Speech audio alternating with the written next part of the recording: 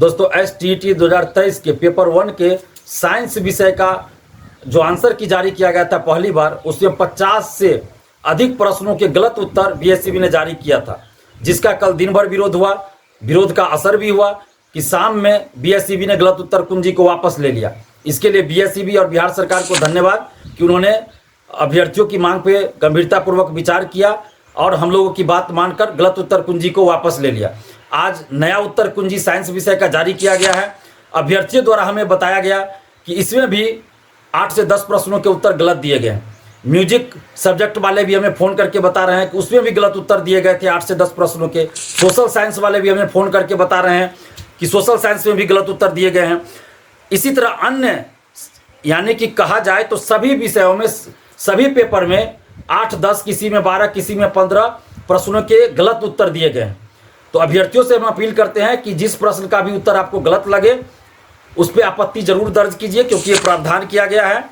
तो आप आपत्ति जरूर दर्ज कीजिए। ये फाइनल आंसर की नहीं है, इसमें सुधार होगा, तो आप आपत्ति जरूर कीजिए समय सीमा के अंदर।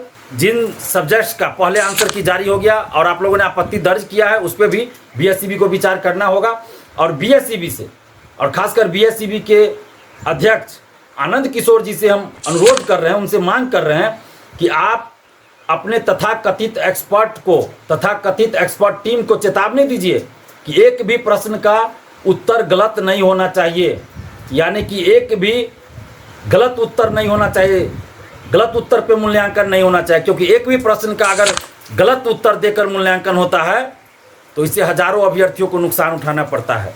तो इस बात का ख्याल रखा जाए, आपके जो तथाकथित एक्सपर्ट हैं, कि एक भी प्रश्न का उत्तर गलत नहीं होना चाहिए। और जितने भी प्रश्नों पर अभ्यर्थियों ने आपत्ति दर्ज किया है उन सभी पर गंभीरतापूर्वक विचार किया जाए और सभी प्रश्नों का उत्तर सही दिया जाए, सही सेट किया जाए, यानी कि सही उत्तर, सभी प्रश्नों के सही उत्तर पर मूल्यांकन होना चाहिए। एक भी प्रश्न का उत्तर गलत नहीं होना चाहिए। साथ ही आनंद किशोर जी से हम ये आग्रह कर रहे हैं, उनसे मांग कर रहे हैं कि आप अभी आंसर की दिए हैं, प्रोविजनल आंसर की जारी हुआ, उसमें इतनी गलतियां हैं। जब फाइनल आंसर की तैयार होगा उसमें क्या भरोसा है कि उसमें सही होगा सभी प्रश्नों का उत्तर।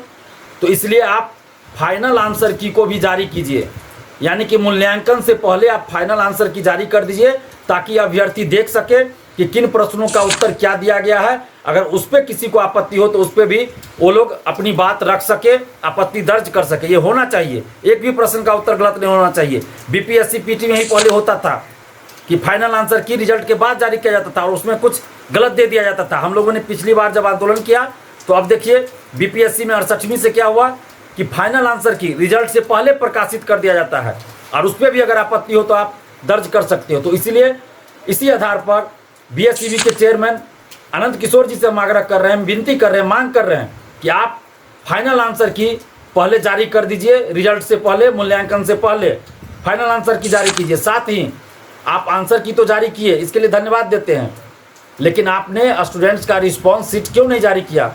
स्टूडेंट्स 150 का 150 क्वेश्चन कैसे मिलाएंगे कि उन्होंने किस क्वेश्चन में क्या टिक लगाया है? तो आप स्टूडेंट्स का रिस्पॉन्स शीट भी जारी कीजिए, ताकि स्टूडेंट्स भी देख सके कि उन्होंने किस क्वेश्चन का क्या आंसर टिक लगाया था।